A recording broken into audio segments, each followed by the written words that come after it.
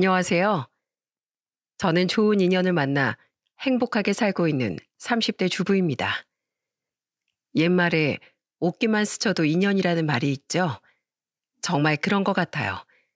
10년 전에 제게 지금의 남편을 만나 이렇게 결혼하고 살게 될 거라는 걸 말해주면 아마 절대로 믿지 못할 겁니다.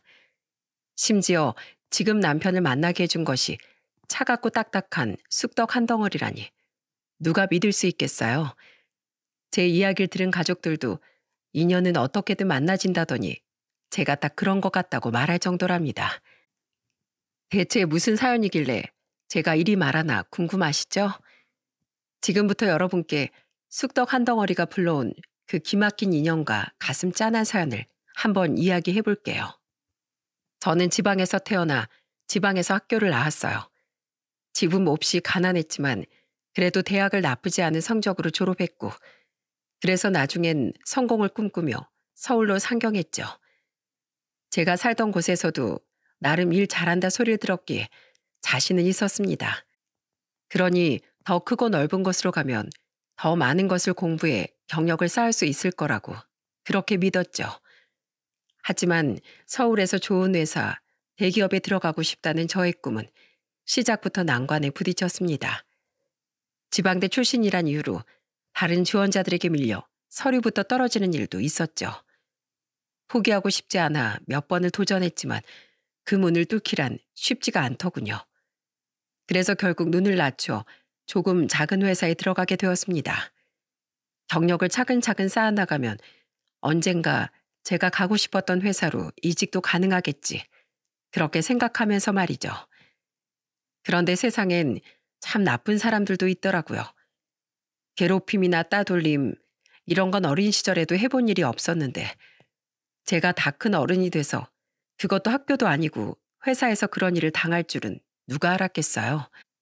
처음엔 그냥 기분 탓이겠지 하면서 직장 동료 상사들과 친해지려고 정말 부단히도 애를 썼습니다.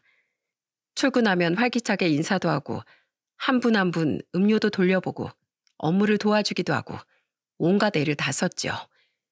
하지만 제가 그렇게 인사해도 그 인사를 되돌려 받는 일은 거의 없었어요. 이전 담당자가 제가 입사하기 전에 그만뒀는데 아무도 인수인계를 해주지도 않았죠. 제가 초짜 신입사원이었다면 어땠을지 정말 아찔한 상황이었어요. 제 전공이 디자인 쪽인데 그나마 졸업 후 고향에서 일을 좀 해보고 상경한 터라 어떻게든 해나갈 수 있었죠. 하지만 여전히 회사마다 일을 처리하는 방식이 조금씩 다르기 때문에 말하기 힘든 고충들을 겪어야 했습니다.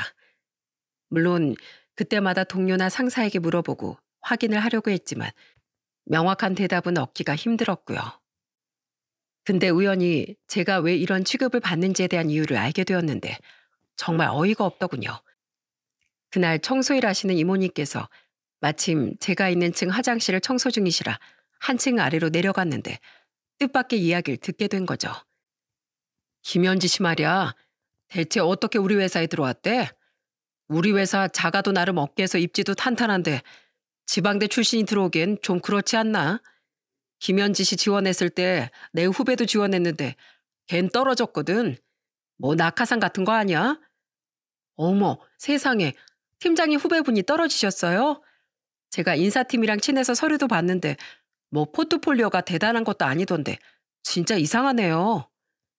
하늘 우러러 저는 누군가 인맥 등을 이용해 회사에 입사한 것이 아니었어요. 애초 서울에 아무런 지인도 없고 저 말고 다른 분들 모두 서울 분들이신데 제가 그런 힘이 어디 있었겠어요. 어이도 없고 억울하고 가슴이 답답했습니다. 해명해보려 시도도 해봤지만 이번엔 이야기를 엿들었다는 걸로 모두가 절 더 피하게 됐죠. 결국 전 그 회사에서 2년 정도를 겨우 버티고 퇴사하게 되었고요. 뭐 그런 걸로 회사를 그만두냐 하실 수도 있어요. 하지만 친구라도 있으면 술이라도 먹고 속풀이라도 할 텐데 혼자 끙끙 앓으니 너무 힘들었죠. 부모님께 걱정하실까 싶어 털어놓기도 어려웠고요. 다행히 곧바로 또 다른 회사의 면접을 보고 금세 취업을 하긴 했지만 거기라고 또 크게 다르진 않았어요. 이전 회사 같은 일은 없었는데 이번엔 제 직속 상사가 제 디자인을 자신의 이름으로 올려 실적을 가로채버렸죠. 저는 그 디자인이 제 것이라는 걸 증명하는 자료와 근거를 제시하며 항의했지만 아무런 소용도 없었고요. 김현지 씨, 사회생활 몰라? 본래 다 이렇게 돌아가는 거야. 여기 사무실 안에 있는 사람들 다 이렇게 밀어주고 올려주고 해서 승진도 하고 한 거라고. 아니, 애초에 팀이 뭔지 몰라? 이래서 똑똑한 척 하는 애들은 피곤하다니까. 이봐요, 김현지 씨. 증거랍시고 이런 되도 않는 것들 가지고 따박따박 따질 시간에 일이나 하세요. 여러 사람 귀찮게 하지 말고. 별 같지도 않은 일로 따박따박. 일이나 해, 일이나. 결과는 대충 예상 가시리라 믿습니다. 상급자에게 찍힌 절 동료들이 피했고 또 그렇게 혼자가 되어버렸죠. 쓸데없는 허드렛 일이 제게만 몰리는가 하면 남들보다 2배, 3배는 많은 업무가 배정되기도 했습니다. 야근을 밥 먹듯이 해야 했어요. 잘하면 잘하는 대로, 못하면 못하는 대로 안 좋은 소리를 들었죠. 김현지 씨, 현지 씨 똑똑하고 일 잘하는 거 알겠는데 너무 잘난 척 하지 마. 모난돌이 정 맞는 거 몰라? 혼자 잘났다고 요새 아주 콧대가 높은 모양인데 그러다 한번 호되게 당할 줄 알아. 하루하루 회사에 나가는 게 너무나 힘들고 고통스러웠어요. 화장실에서 그리고 비상구 계단에서 울기도 참 많이 울었죠. 내가 정말 잘못한 걸까? 내가 너무 예민하게 굴어서 또 이런 일을 겪는 걸까? 이런 질문을 하루에도 수백 번 제게 던지기도 했습니다. 결국 전 그렇게 그 회사에서도 고립되었고 다시 따돌려져 1년 만에 또 퇴사를 하게 되었습니다. 이후에도 몇 군데 더 회사를 다녔지만 이미 많이 지친 상태라 전부 얼마 못 가 또 그만두게 되었고요. 이대로는 안 되겠다 싶어 당분간 일을 쉬기로 하고 병원에 가니 우울증이라고 하더군요. 꽤 오랜 시간 심리치료를 받아야 했고 그 시간 역시 제겐 너무 큰 고통이었어요. 끝없이 이어지는 어둠 속을 불빛 하나 없이 더듬어서 걸어나가는 기분이었죠. 그래도 어쨌든 먹곤 살아야 해서 식당에서 일하며 계속 치료를 받았습니다. 물론 오래 일할 생각은 아니었어요. 집안 사정은 빤하니 도움을 받긴 어렵고 생활비도 계속 나가니 뭐라도 해야 했죠. 그런데 그렇게 3달가량을 쉬고 다시 면접을 보러 다녔을 땐 여러 회사를 다녔던 것이 문제가 돼 취업이 안 되더군요. 제가 일부러 그런 것도 아닌데 전부 사정이 있었던 건데 사회는 그런 제 사정까지 고려하진 않았습니다. 죄송하지만 짧은 기간 동안 회사를 여러 번 옮겨 다니셨네요. 혹시 무슨 문제가 있었나요? 저희 오래같이 일할 사람을 찾는 거라서 이런 건 좀 곤란한데 일단 경력자시기도 해서 개인 면접을 좀 보려고 한 건데 생각을 좀 더 해봐야 할 것 같네요. 내일 다시 연락드리도록 하겠습니다. 차라리 고향으로 내려갈까 그 생각을 몇 번이나 한지 모릅니다. 여기서 이렇게 시간을 보내지 말고 차라리 내려가자 생각하고 짐을 쌌다가도 절 걱정하실 부모님 생각에 또 힘들게 싸두었던 짐을 풀고 도저히 이런 상태로 내려가 부모님을 뵐 면목이 없었어요. 그래서 고향에서 전화가 올 때마다 눈물을 참고 또 참으며 애써 괜찮은 척 어떻게든 서울에 정착하려고 발버둥을 쳤습니다. 현지야, 서울 생활은 할만한겨? 괜찮은 거요? 식당 사람들이랑 잘 지내고 있는 거지? 밥이나 잘 챙겨 먹고 있는지 원. 요즘 왜 이렇게 통 소식이 없어? 부모가 돼서 딸이 타지에서 이렇게 고생하는데 뭐 해준 것도 없고. 엄마가 우리 현지 생각만 하면 늘 미안해. 현지야, 엄마가 이번에 김치당 갔는데 좀 전에 택배로다가 붙였어. 아마 내일이나 모레쯤에서 도착할 텐데 밥 사 먹지 말고 해서 먹어. 뭐 대단진 않고 그냥 현지 좋아하는 배추김치랑 깍두기 좀 담갔는데. 아휴, 현지야, 나쁜 일은 있고 힘들면 내려와. 응? 알았지? 우리 딸 엄마 아빠가 미안해. 제가 왜 회사를 그만뒀는지 알고 계시던 부모님은 통화를 할 때마다 늘 미안하다고 말씀하시며 우셨어요. 전부 자신들의 탓이라며 도와줄 지인도 돈도 없는 그런 부모라. 그런 자신들이 죄인이라 딸 자식이 고생을 한다. 그렇게 느끼고 계셨죠. 저는 매번 이제 괜찮다고 그 사람들이 나쁜 사람들이지 우리의 잘못이 아니라고 말씀드리고 전화를 끊었습니다. 사실 당시 제 상황은 전혀 괜찮지 않았지만은요. 회사 다닐 때 구했던 집은 전세가 아니라 월세였는데 다달이 나가는 돈이 너무 부담이 됐어요. 식당 아르바이트라며 감당하기가 좀 많이 벅찼죠. 그래서 이틀 뒤 고시원으로 이사를 갈 생각이었는데 택배를 보내셨다 하셔서 얼마나 마음을 졸였는지 모릅니다. 고시원에 간다고 하면 부모님께서 또 슬퍼하실 게 분명해서 차마 제 입이 떨어지지 않았거든요. 다행히 제가 짐을 빼기 전에 택배가 도착해 가져갈 수 있었는데 고시원에 짐을 풀고 엄마가 정성스럽게 싸주신 반찬을 보곤 얼마나 울었는지 모릅니다. 식당 일이라고 쉽진 않았지만 이렇게 고향에서 보내준 반찬이며 부모님의 전화 덕분에 그럭저럭 버틸 수 있었답니다. 술 취한 손님들이 험한 말을 하거나 막대하는 일들도 종종 있었는데 그래도 사내 괴롭힘에 비하면 버틸만 했던 것도 같고요. 식당에서 같이 일하는 동료들과 사장님이 좋은 분이셨던 것도 한몫했습니다. 곤란한 일이 있을 땐 항상 눈치채고 절 도와줬고 그래서 늘 감사했죠. 그렇게 식당에서 일을 하고 또 집에 돌아오면 이력서를 넣고 면접을 준비하면서 하루하루 살았습니다. 매일 파김치가 돼서 잠들고 또 눈 뜨면 온몸이 삐걱거리는 걸 느끼며 일하러 가고 그렇게 말이죠. 상황은 하나도 나아지지 않았지만 그래도 열심히 살았어요. 희망을 잃지 않으려 노력하면서 그렇게 매일매일 버텨나갔죠. 근데 그렇게 살다가 문득 정신을 차리니 그냥 잠깐 알바 삼아 하려던 일을 저는 33이 되도록 하고 있었어요. 여전히 취업도 못하고 결혼도 하지 못한 채 말이죠. 고향 친구들이 취업을 하고 승진을 하고 또 결혼을 한다는 소식이 들려올 때마다 저는 스스로에게 실망했습니다. 저 혼자 도태된 기분이 들었거든요. 이렇게 계속 살아도 되는 걸까? 늘 불안하고 위태로웠죠. 아마 그날 그 할머니를 만나지 못했다면 어쩌면 지금도 그 고깃집에서 일을 하고 있었을지도 모르겠어요. 인연이라는 게 참 어찌나 신기한지 정말 알 수가 없는 것 같아요. 그날 그 자리 그 시간에 할머니를 만난 게 제 인생에 정말 커다란 전환점이 되었죠. 그날도 전 고깃집 아르바이트가 끝나고 지친 몸을 끌고 고시원으로 돌아오던 길이었어요. 그날은 유독 더 힘들었던 기억이 나요. 손님이 물밀듯이 쏟아져 들어와 정신도 없었고 뒷타임에 일하는 직원이 집에 일이 생겨 3시간이나 땜빵을 했었더랬죠. 불판이며 숯을 어찌나 날랐는지 팔도 뻐근하고 온몸에 근육통이 온 상태였습니다. 고깃집 일이 참 그래요. 서빙이고 주방일이고 쉬운 게 하나 없죠.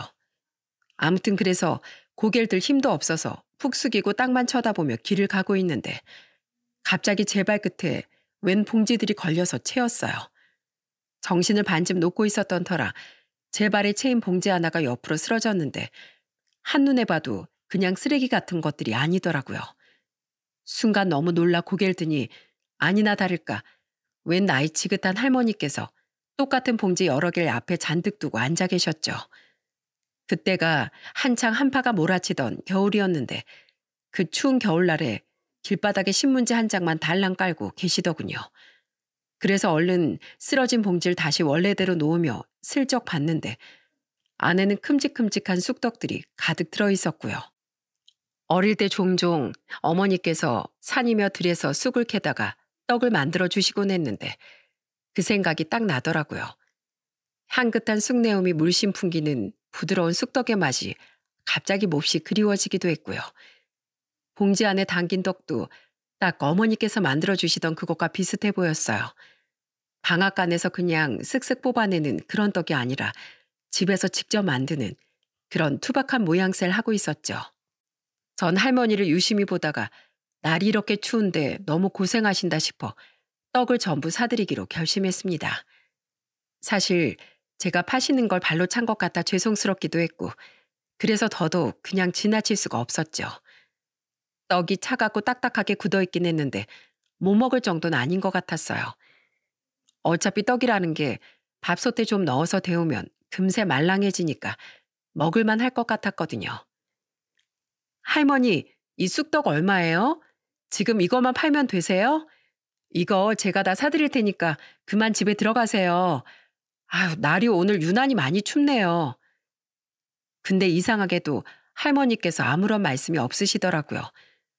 떡을 산다는데 판다 만다 대답도 없이 절 쳐다보지도 않고 그냥 계속 앉아만 계셨죠. 그래서 영 이상하다 싶어 할머니를 유심히 살펴봤는데 그 차가운 길바닥 위에 박스도 하나 깔지 않고 그냥 앉아 계시더라고요. 한파가 올 정도의 날씨에 연세도 지긋하셔서 한기가 들면 몸에도 좋지 않으실 텐데 갑자기 굉장히 걱정이 됐죠. 할머니, 안 추우세요? 오늘도 한파라고 뉴스에서 조심하라고 하던데 바닥에 이렇게 신문지만 한 장 달랑 깔고 앉아 계시면 감기 드세요.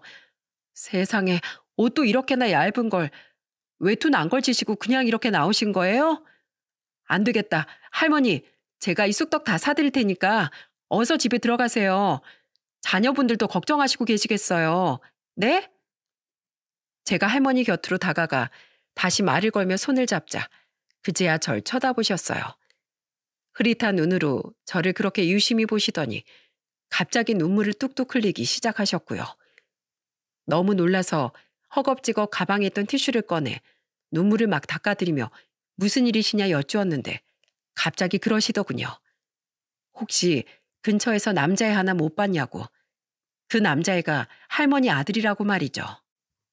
아가씨, 혹시 근처에 이만한 8살짜리 남자애 하나 못 봤소? 우리 영석이 올 때가 됐는데 우리 아들 못 봤어요, 아가씨? 우리 애가 놀러 간다고 했는데 보이질 않어. 이럴 애가 아닌데 아무리 불러도 오질 않는다고. 아가씨, 혹시 근처에서 우리 영석이 봤으면 말 좀 해줘요. 전 그제야 할머니께서 정신이 온전치 못하다는 걸 알 수 있었어요. 8살짜리 아들이 있다는 말씀도 그렇고 계속 제게 뭔가를 설명하시는데 대화가 잘 이어지질 않았죠.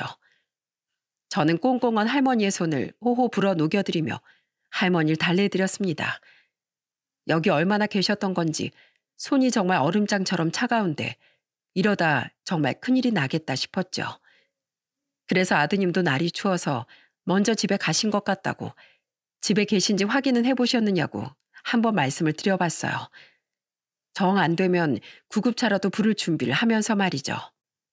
할머니, 오늘 날이 너무 추워서 놀다가 집에 들어간 건 아닐까요?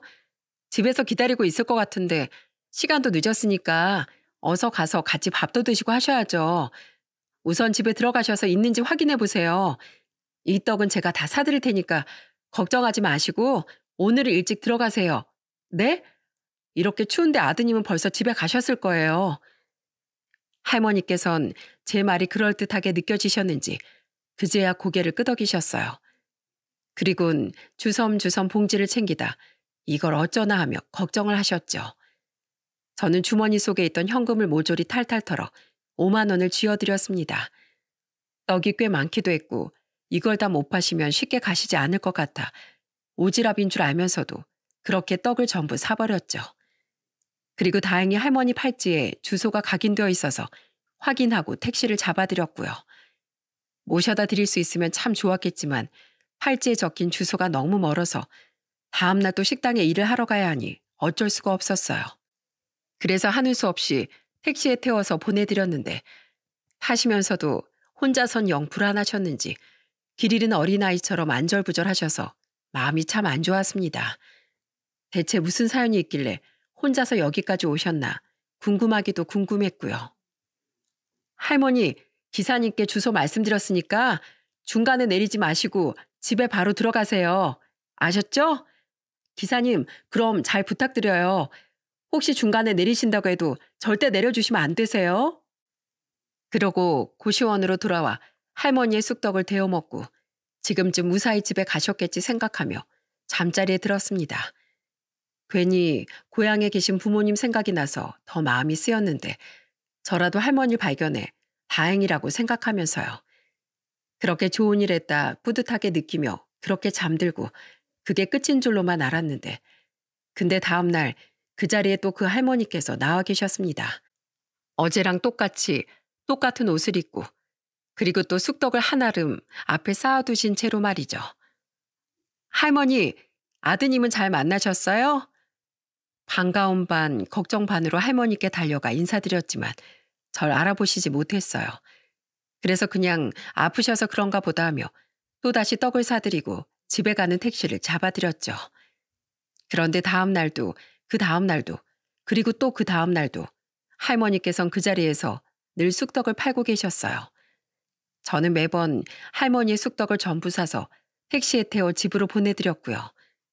한 번은 저와 교대로 일하는 직원이 집안일 때문에 또 늦는다고 해서 땜빵을 했는데 할머니가 불쑥 생각이 나서 너무 걱정이 되더라고요. 날이나 따뜻하면 덜할 텐데 날까지 추워서 감기라도 걸리실까 몹시 신경이 쓰였죠. 결국 그날은 식당에 양해를 구하고 중간에 잠깐 나가 떡을 사드리고 할머니 집으로 보내드렸어요. 식당에서 무슨 사정이냐 물어서 이야기하고 떡을 드렸더니 좋은 일 한다며 이해도 해주셨고요. 아유, 무슨 그런 일이 다 있대. 그래도 현지 씨가 할머니를 발견했기 망정이지. 요즘 날도 이렇게 추운데 그러다 큰일 나면 어쩌려고 말이야. 어머, 이 쑥떡 데우니까 아주 말랑하니 맛있네. 쑥도 아주 듬뿍 들어간 게 이건 손으로 직접 만든 것 같은데. 현지 씨 고마워. 괜찮으면 남은 건 내가 가져가도 될까? 아무튼 그런 날이 무려 9일이나 이어진 덕분에 한동안 제 방 냉장고엔 쑥떡이 가득했어요. 매일 밥 대신 쑥떡을 먹어야 할 정도였는데 다행히 맛있기도 하고 제가 떡을 좋아해서 버리는 일은 없었죠. 그리고 제가 그렇게 매일 떡을 사드려 그런지 할머니께선 절 기억하기 시작하셨고요. 저를 기억하시고부턴 조금씩 대화에도 물꼬가 트여서 이런저런 이야기를 나누기도 했어요. 근데 할머니께선 어느 날은 자신의 둘째 아들이 8살이라고 하셨다가 또 어느 날은 결혼하고 몇 년 지나지 않아 죽었다면서 말씀하시더군요. 그리고 매번 그분의 이야기를 하시며 그리워하시는데 대강의 사정이 짐작이 가더라고요. 아가씨, 오늘도 떡 사려고? 아이고, 아가씨가 쑥떡을 이렇게 좋아해서 피부가 그리 고운가 봐. 오늘은 얼마나 줄까?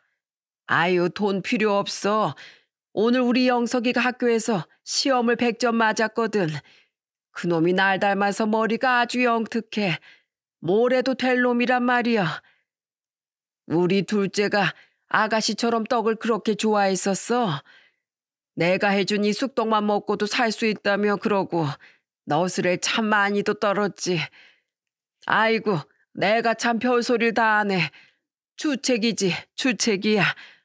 미안해, 아가씨. 오늘이 우리 둘째 기일이라. 우리 영석이가 참 많이 보고 싶어 그랬어. 벌써 우리 영석이가 세상을 뜬 지도 꽤 됐는데 왜 이렇게 잊혀지질 않는지 원. 저는 그런 할머니가 너무 안쓰러워 매일 할머니의 떡을 사드리며 말동무가 되어드렸고 그게 저의 하루 일과 중 하나가 되었습니다. 하지만 그렇게 제가 할머니의 떡을 사드린 지 열흘째가 되던 날 할머니는 그 자리에 계시지 않았어요.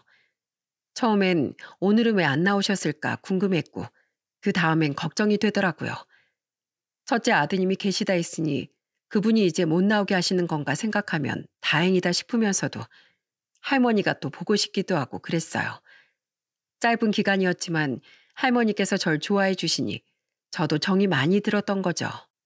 그래도 혹시나 하는 마음에 매번 그 앞을 확인하곤 했는데 그러고 한 5일 정도 지났을까? 하루는 그 앞을 지나가며 또 할머니가 안 계시나 슬쩍 보는데 어떤 남자분이 제게 달려와 말을 거시더군요.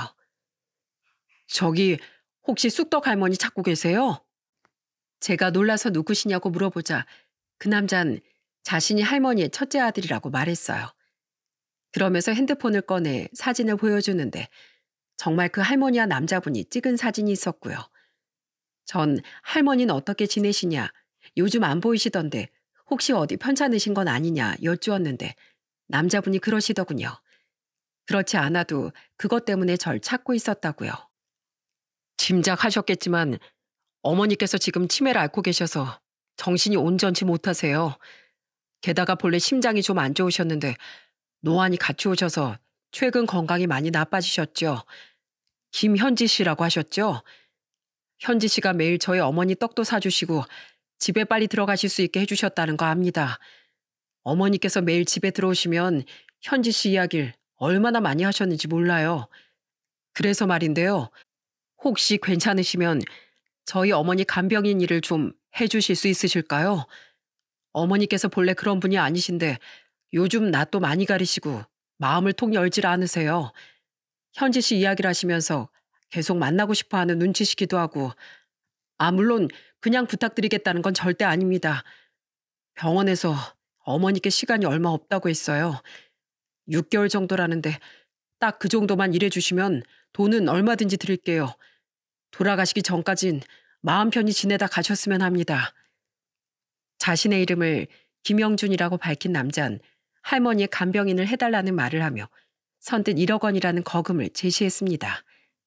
너무 큰 돈이라 놀랍기도 하고 또 할머니께서 곧 돌아가신다고 하니 마음도 너무 안 좋고 순간적으로 뭐라 말을 해야 할지 알 수가 없었죠. 무엇보다 제가 간병인 일을 해본 것도 아니고 할 줄 아는 게 아무것도 없는데 섣불리 대답을 할 수도 없는 노릇이었어요. 곧 돌아가실지도 모르는 할머니 곁을 지키는 그런 위중한 일을 제가 할 수 있을지 자신도 없었고요. 저는 망설이다가 남자에게 생각할 시간을 달라고 말했습니다. 그리고 할머니께서 계신 병원이 어디인지 물어보고 연락처를 교환하고 자리를 떴어요. 직접 할머니 얼굴을 뵙고 그러고 결정해야겠다는 그런 생각으로 말이죠. 근데 다음 날 식당을 하루 쉬고 그렇게 병원에 갔는데 할머니께서 며칠 사이 많이 수척해지셨더군요. 혼자 남기도 힘들어 부축을 받아 몸을 일으키시고 어린아이처럼 절 반겨주시는데 마음 한구석이 짠하고 코끝이 찡했어요. 그래도 그 먼 거리 혼자서 오실 정도면 건강하실 거라고 그렇게 믿었는데. 아이고, 아가씨가 여긴 어쩐 일이야. 이 일을 어쩌나. 내가 오늘은 몸이 이래놔서 쑥떡을 못했는데 내가 당분간은 못 나갈 것 같아. 아유, 난 괜찮은데 의사 양반이랑 우리 첫째 아들 놈이 유난이지 뭐야. 혹시 시간 될 때 쑥떡 먹고 싶으면 여기로 또 놀러와. 응. 그러지 않아도 할머니 쑥떡 생각이 나서 왔는데 오늘은 없어서 아쉽네요. 대신 그럼 오늘은 할머니랑 이야기도 하고 밥도 먹고 그러고 놀다 갈게요. 그동안 안 나오셔서 제가 할머니를 얼마나 뵙고 싶었다고요. 그날 몇 시간이고 할머니 곁에서 이런저런 이야기를 하며 시간을 보냈습니다. 할머니께선 그날 정신이 맑으셨고 그래서 평소보다 더 많은 이야기를 할 수 있었어요. 아프셨다는 말이 무색하게 저와 가볍게 산책도 하고 식사도 맛있게 잘 드셨죠. 저희 할머니께선 어릴 때 돌아가셔서 추억이 그다지 없었는데 친할머니가 살아계셨다면 이런 기분일까 하는 생각도 했습니다. 하지만 밝게 웃고 계셔도 병세가 완연한 할머니 얼굴을 뵙고 나니 도저히 김영준 씨의 제안을 거절할 수가 없을 것 같았어요. 금방 돌아가실 걸 알면서도 그리고 그러고 옆에서 정이 들면 제가 얼마나 힘들지 알면서도 차마 외면할 수가 없었죠. 결국 할머니와 하루를 보내면서 어떻게 할지 결심이 선 전 해가 질 무렵에야 그렇게 집으로 돌아왔어요. 그리고 집에 도착했을 땐 김영준 씨로부터 장문의 문자가 도착했고요. 오늘 병원에 들리셨다는 이야기 전해 들었어요. 정말 감사합니다. 오늘 어머니께서 기분도 좋아 보이시고 그래서 치료도 더 잘 받으셨다고 하세요. 며칠 동안 떡을 팔러 가야 한다면서 그렇게 안절부절하시며 식사도 제대로 못 하셨는데 오늘 식사도 다 드셨다고 하고요. 자식으로서 정말 어떻게 감사의 말씀을 드려야 할지 잘 모르겠습니다. 부담드리려거나 재촉하려는 건 아니지만 결정이 되시면 언제든 편하게 연락 부탁드립니다. 혹시나 못하시게 되더라도 종종 오늘처럼 저희 어머니를 만나주시면 좋겠어요. 저도 김현지 씨에게 곤란한 일이 생기면 제 일처럼 도와드리겠습니다. 이 은혜 평생 잊지 않을게요. 저는 남자의 문자를 읽으며 새삼 할머니와 인연이 보통은 아니라는 생각을 했어요. 사람이 혼자선 살 수 없는 법인데 내가 누군가에게 도움이 된다면 한번 도전해 보는 것도 좋을 것 같다고 느꼈죠. 결국 저는 망설임 없이 간병인을 하겠다고 전하고 그렇게 식당에 전화해 일을 그만두게 되었습니다. 식당 사장님과 같이 일하는 동료들이 많이 아쉬워했지만 제 결정에 후회는 없었어요. 지금 생각하면 한 번도 해본 적 없는, 해볼 거라고 생각해 본 적도 없는 일이었는데 어디서 제게 그런 용기가 나왔는지 모르겠어요. 어쩌면 그것 또한 인연이 다 그런 거 아닐까 지금 생각이 듭니다. 아무튼 전 그렇게 다음 날부터 바로 병원으로 출근을 시작했고 무려 7개월 동안이나 간병인 일을 이어나갔습니다. 사실 부끄럽지만 간병인이라고 할 것도 없었어요.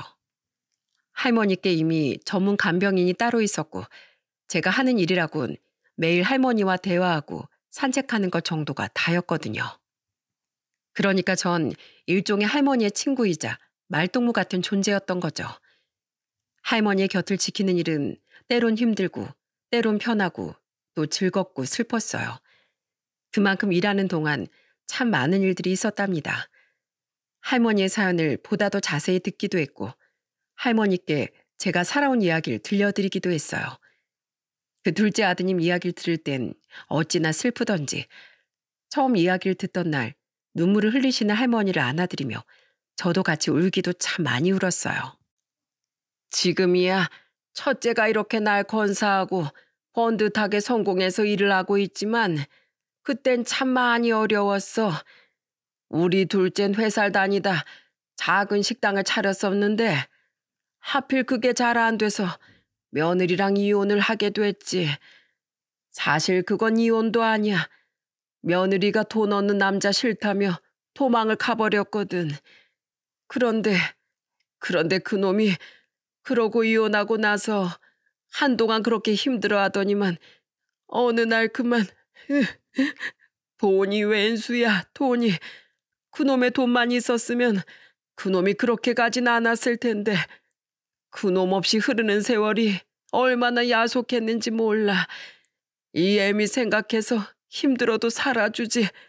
그렇게 살아줬으면 지금 이렇게 좋은 날 보고 같이 웃으며 살았을 텐데. 할머니께선 둘째 아드님이 극단적인 선택을 한 일로 정말 상처가 많으셨어요. 사실 어느 부모가 자식을 앞세우고 그러지 않겠어요. 10달을 배아파 낳아 그 기나긴 세월을 먹이고 입히며 길렀는데 그 자식을 자신의 손으로 묻게 될 거라는 건 꿈에서도 상상하지 못할 일이죠. 그래서인지 컨디션이 좋으시다가도 병세가 악화되어 정신이 없으실 때면 자면서도 헛소리를 하시고 울면서 둘째 아드님의 이름을 부르시는데 정말 옆에서 지켜보는 게 힘이 될 정도였어요. 한 번은 새벽에 그렇게 열이 오르셔서 또 둘째 아드님 이름을 부르며 우시는데 제가 손을 잡아드렸더니 절 둘째 아드님으로 착각하시는 일도 있었어요.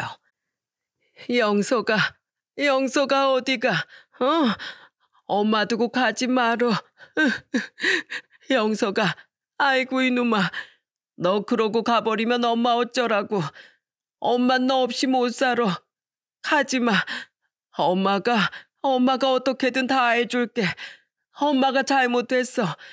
엄마가 돈이 없어서 널 도와줄 힘이 없어서. 영서가, 아이고 이놈아. 제발 엄마 손 잡어. 그때 제 손을 붙들고 그렇게 미안하다 하시며 오열을 하시는데 마음이 어찌나 아프던지 저는 며칠 밤낮을 앓고 계시는 할머니의 곁을 지키며 제가 둘째 아들이라도 된 양 할머니께 말을 걸었습니다. 그분이 지금 곁에 계시다면 이렇게 말씀하시지 않았을까 그렇게 생각하면서 말이죠. 엄마, 나 괜찮아. 나 엄마 마음 다 알아. 엄마 잘못 아니야. 그러니까 너무 미안해하지 마요. 엄마가 이렇게 아프면 나도 마음이 너무 아프잖아. 난 엄마가 오래오래 건강하게 웃으며 살다가 날 만나러 와줬으면 좋겠어요. 엄마, 많이 사랑해요. 내가 그렇게 먼저 가서 미안해.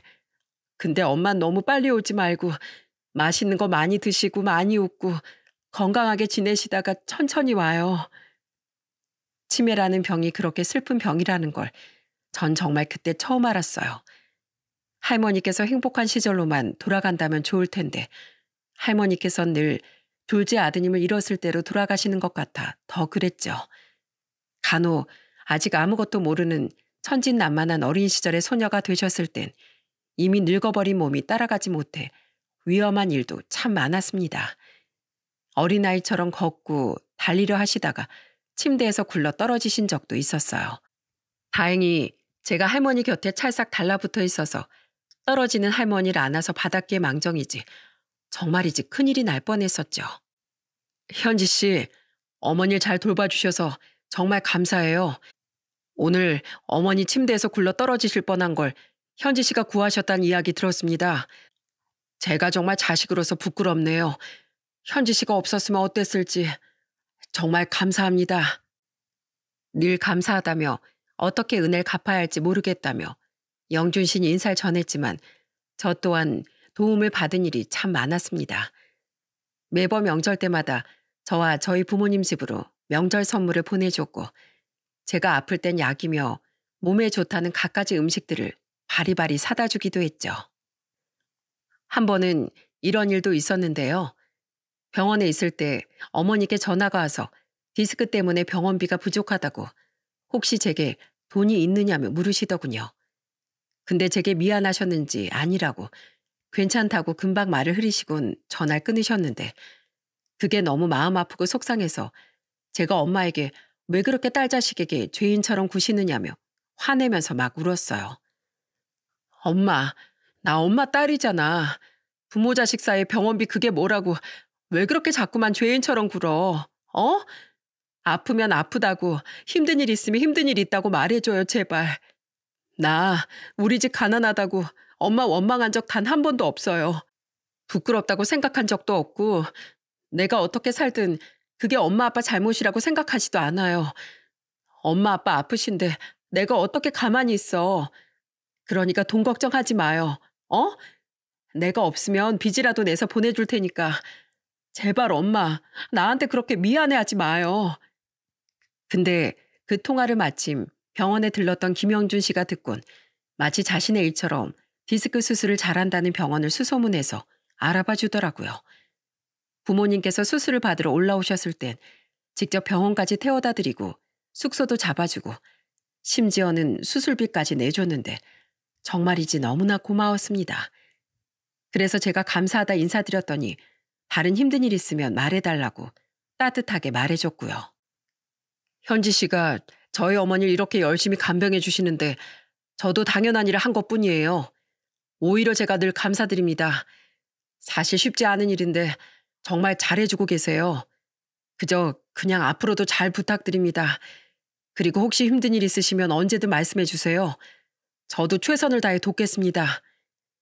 서울에 올라와 여러 회사를 다니며 참 상처를 많이 받았는데 그런 친절과 호의를 받으니 눈물이 마구 나더라고요. 그래, 여기도 사람 사는 곳이다 싶은 생각도 들고 그제야 조금 제가 이 도시에 정을 붙일 이유를 찾은 것 같았죠. 그런 시간들이 하나둘 쌓이며 저와 할머니의 정은 더욱 돈독해졌고 서로가 서로에게 가족 같은 존재가 될 수 있었습니다. 하지만 할머니께 남은 시간이 얼마 없었고 이별을 준비해야 하는 때가 조금씩 다가오고 있었죠.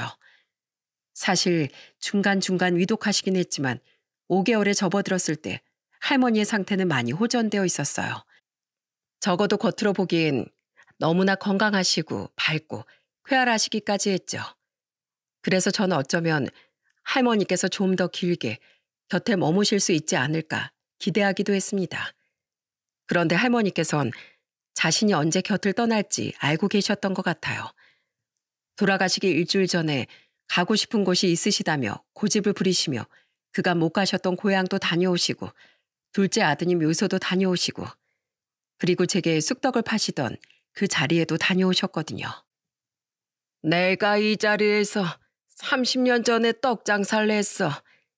그땐 이 근처에 정말 아무것도 없었는데 세월이 참 빠르기도 하지. 저기 저쪽도 사실은 공터였어. 조그만 밭 같은 게 있었는데 거기서 영준이랑 영석이가 자주 놀곤 했지.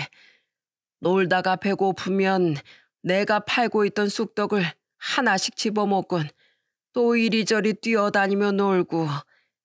가난했지만 그땐 애들이 크는 모습을 보는 것만으로도 행복했어. 근데 이젠 세월이 벌써 이렇게 흘렀지. 할머니께선 그 일주일 동안 마치 해야 할 일이 있는 사람처럼 하나씩 주변을 정리하셨어요. 그리고 제게 쑥떡을 만드는 방법을 알려주시기도 하고 이런저런 인생에 도움이 되는 조언도 많이 해주셨죠.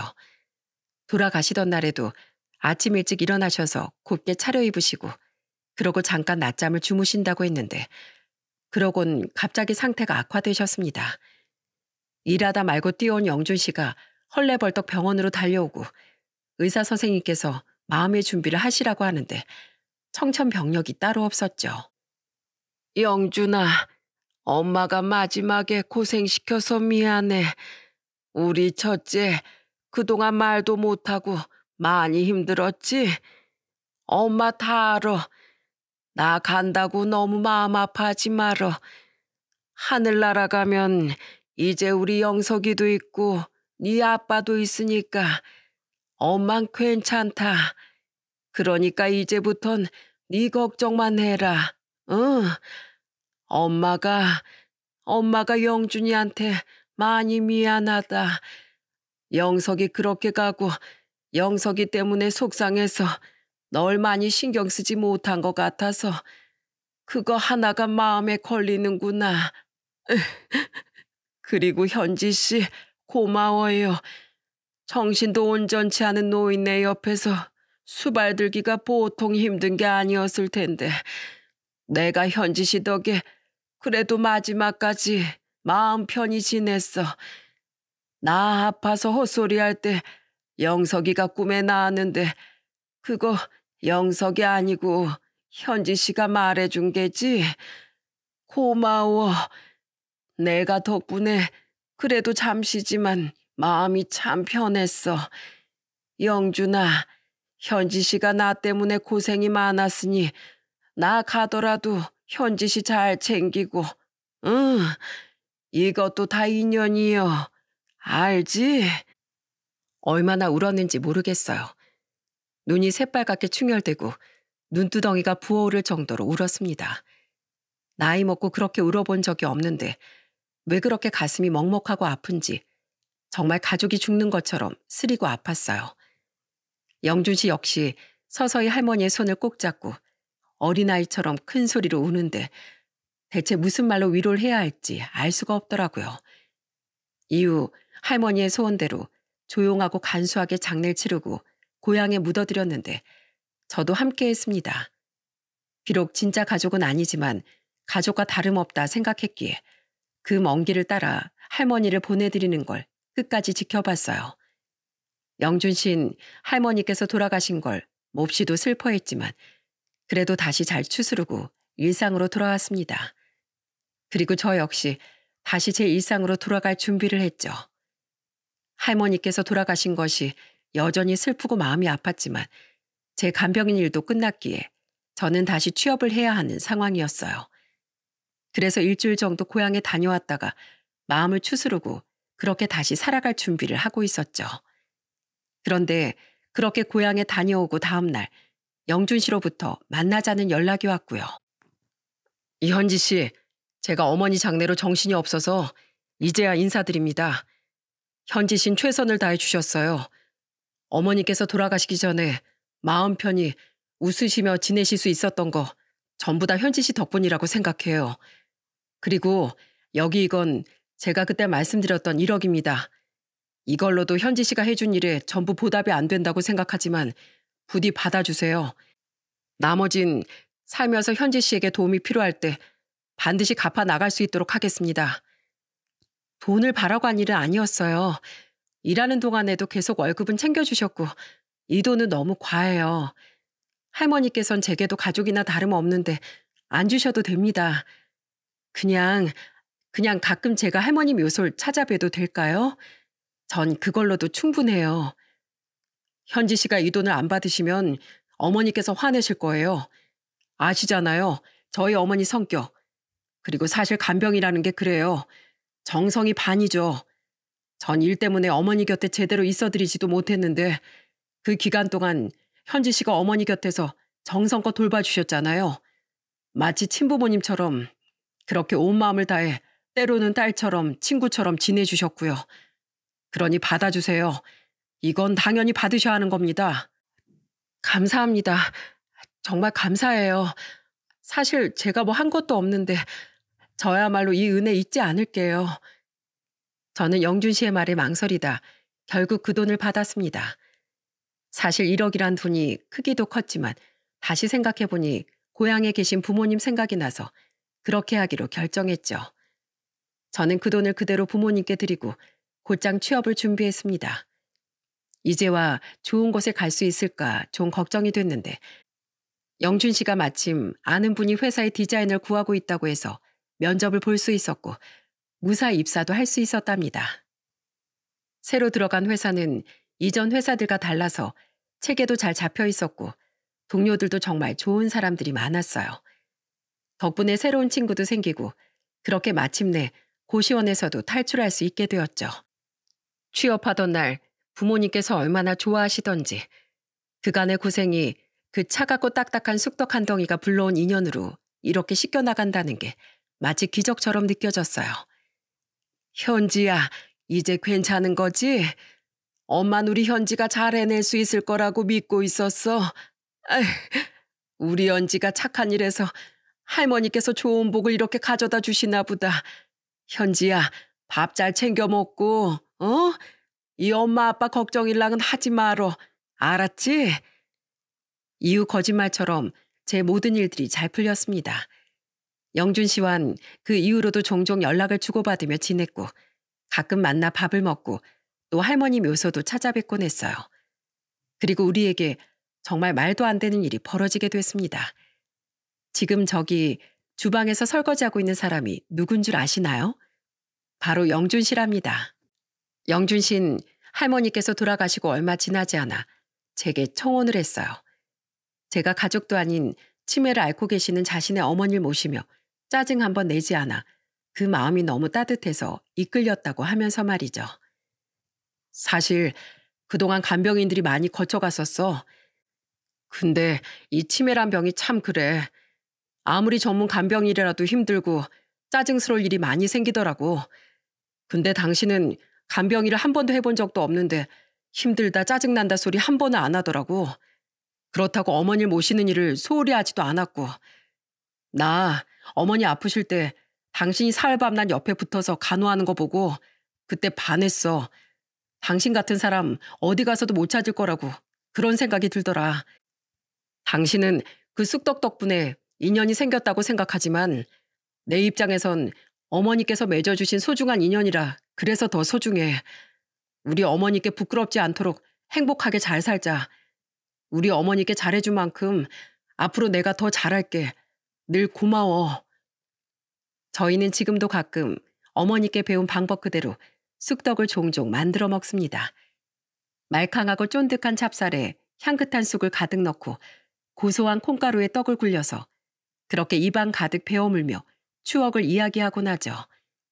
그리고 그 쑥떡을 먹을 때마다 사람의 인연이라는 것이 언제 어떻게 이어질지 모르니 늘 소중히 해야겠다는 생각을 하곤 합니다.